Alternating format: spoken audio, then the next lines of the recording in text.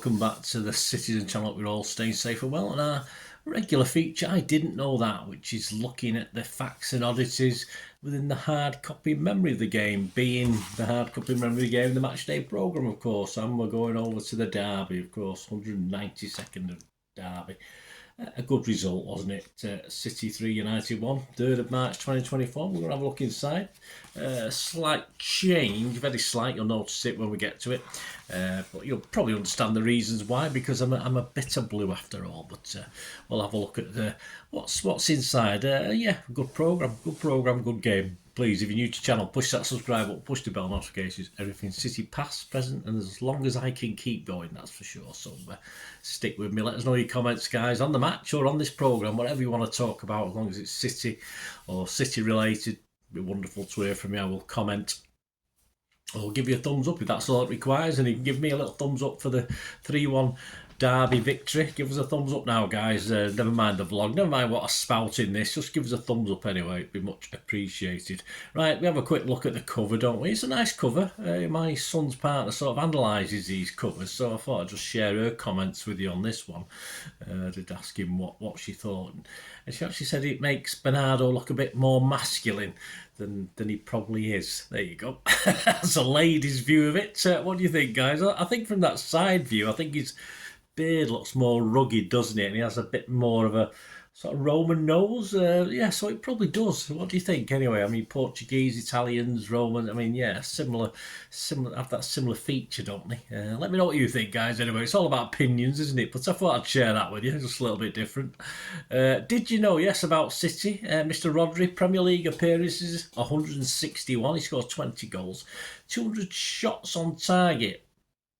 Sorry, 200 shots not on target, 200 shots but on target, just 61. So, if my maths is correct, that's just over 30%, isn't it? Not as high as I expected for Rodri, considering the goals, important goals he scored, of course. Although, when I did the Rodri's Rocket 3 or 4 years ago, of course, there's plenty of times I never used it. So, perhaps he's improved when he's less rocket and more placing now, isn't he? So, I'll be interested to see what that percentages say perhaps over the last 12-18 months. Anyway, we don't get that information. Tackle success rate 59%, that's okay, and he gets about 85 passes in per match, so he's a busy lad, isn't he? What about Oscar Bob? Well, of course, less games, but he did say on his chant, on the chant we sing ole ole one, he says, when I hear it now, it gives me a lot of confidence, and honestly it's great, so let's sing it more and more. He did get it briefly when he came on against United, of course, but he didn't have long on the pitch, did he?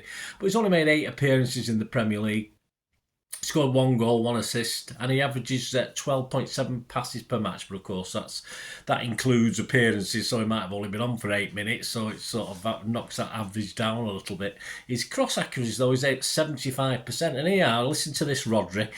Bob's shot accuracy is 67%. Hey, you'll have to up your game, mate. Come on, Rodders, you have to do better than that. Yes, what didn't we know about United? Well, my apologies as well. I'm being churlish and being a bit of blue. Nothing about them is of interest to me, so we're not going to have that little section today. So, for the purposes of this vlog, is that okay? I hope you don't miss it. Yeah, I don't want nothing about United. I'm interested in Kevin Cummins. Doesn't often get a mention because he usually does pieces on bands that come from the area. Of course, our opponents are. He sort of picks up on a Salford band, which is appropriate, of course. But please join me later. I'll read his little excerpt. It won't be long. And of course, it involves fellow musical blues that you'll know very well. But we'll get back to that anyway. You'll know them off the image. If you know them, you'll know who they are. But we'll get back to that in a minute. On the My Main Game feature, we've got Paul H sharing his memories on the 5-1 slaughter of United. I think we know all that chapter and verse, don't we? Back on the 23rd of September 1989. A great day, that's all I can add. I and many Blues lived on that for a very, very long time. I had the videotape from the night's highlights, I think, as well, to rewatch time and time again. I probably wore it out over the years after that, but yeah, fantastic game. So I agree with old Lakey. Quiz question, I'll give you the answer before we go. It's question 5. Yeah, how many times have City beaten United in league games, only league games, at the Etihad or City of Manchester Stadium or Eastlands, whatever you wanted to call it?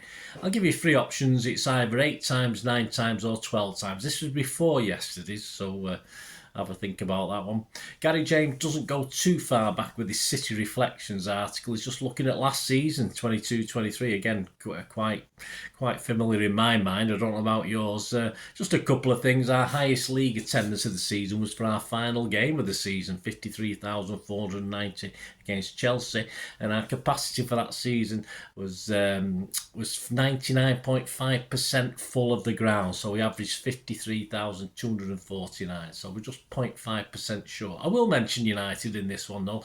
Their capacity of their stadium was 97.4%. So 2.1% less than us. Loyal fans, United, aren't they? We could see that the other day. Marc McCarthy kitted out looks also at season 22-23, of course, Puma, where, of course, our legend Colin Bell was part inspirational for the home kit. The inspiration for the home kit, of course, it became Puma's fastest selling kit. The black and red second kit went down very well and all, as well, with another colour that Colin wore to glory back in the day, of course. There's a nice piece, yes, check this out, guys, if it's applicable to you. A piece on the DSA, which is the Disabled Supporters Association. This is their 25th anniversary this year, and in the next few weeks they will be launching a new YouTube channel. More competition. How do we cope? Anyway, it doesn't matter, does it? We're all Blues. A new YouTube channel. So check it at MCDSA, all capital letters, their Twitter account, and it'll give you up-to-date information on when this will be available. Of course, the YouTube channel will be discussing all things City, particularly things that affect disabled fans. So a very, very worthwhile channel, and I will support them when I can. So keep your ears out and eyes out for that one as well, guys. Image of the day. Yes, I've gone back to... Yeah, I am this. I've mentioned this before. The buzzword article, he's got so much memory. He's got so much memories of old games. Of course, I mean, United, no matter who we're playing, he's always got memories of playing against. So we played that many games, but he never really shares that, and it disappoints me a little bit that you can't share some just old memories, just from a historical point of view. They're very talking about who we played, who we're going to play, what we're playing, and of course in this one he sends his condolences about the sad passing, of course, of Stan Bowles, who was there when Buzzer was there. But it'd be nice to have Buzzer's memories of Stan Bowles, wouldn't it? But these things don't appear. There's not enough room for him to do it in the programme. But it would be good. This is where perhaps we miss a sort of magazine where these players can go into a bit more detail, and how I'd sort of fill my magazine if I did it. But of course, there is a little image of the day. We're back to that. The image of the day, just lovely. An image there of Stan Bowles, the late Stan Bowles, a familiar scoreboard end in the background, which is how it was when I attended my first game at Main Road. So that brings back some good memories. And yes, rest in peace, Stan Bowles. But yeah, buzzword. I don't touch upon that too much because there's never that much in it. But that was well worth it for this image of the day. And back to the excerpt. Back to Kevin Cummins' piece. It's entitled Paisley Spark. There you go. That's the title of it. He says, "Welcome to our near neighbours, United." Well, sort of, yeah. Not for welcome to Manchester. In my section on hidden treasures from my archive this season, says Kevin, I'm once again showing photographs taken in or near the city of the opposition. But I did Salford last season, so I thought I'd feature a session from Stockport, which is just 10 miles from Old Trafford. In 2020, I was commissioned by Manchester City to photograph Blossoms wearing our new Puma Paisley third kit. Did you like the Paisley kit? I quite liked it. Naturally, the club needed to see the kits in colour, but I couldn't resist shooting some black and white for myself. These had never been seen before now. COVID restrictions were still in place when we took these photos, so we had to be extra vigilant. I didn't want to be responsible for the band having to halt work on their recording and rehearsing. The photos were mainly taken outdoors with the iconic Stockport viaduct featuring strongly. It's always great to work with fellow Blues. We have a strong tradition of musicians supporting City, and I definitely welcome working with the lads again. And so say all of us. Thanks, Kevin. Some great pictures there, of course. In that page, which just said in black and white, it probably defeats the object. But of course, City got the colour ones, and Kevin kept those for himself, and we get the privilege of seeing them this time round. Right, before we go, the answer to the quiz question. Question 5: how many times have City beaten United in league games at the Etihad or the Community City of Manchester Stadium or Eastlands? Well, it was before yesterday 9, so it's now 10. But if you said 9, you would have been right. So. yeah, we need a few more of those. We've actually lost more than we've won so far. So I think from memory, looking at, well, certainly from the Premier League years anyway. I'm not too sure since 2003-4. But it'll be very close because they've won far too many, haven't they? But hey, they didn't win this one, did they? So there you go, guys. Hope you enjoyed that. I didn't know that. City versus United. My apologies if you're a United fan and you want to learn a little bit about United. But hey, it's my prerogative. It's my channel. It's my vlog. But yeah. There's not. We don't do much on the opposition, guys. So there wouldn't have been anything there that you wouldn't already know if you're a United fan. So God bless you. It's not your fault, is it? It's probably brought up like that. Anyway, thanks for watching, guys. Until we meet again. Oh, that's one thing, don't I? Please stay safe, Blues. Come on, City. Bye for now.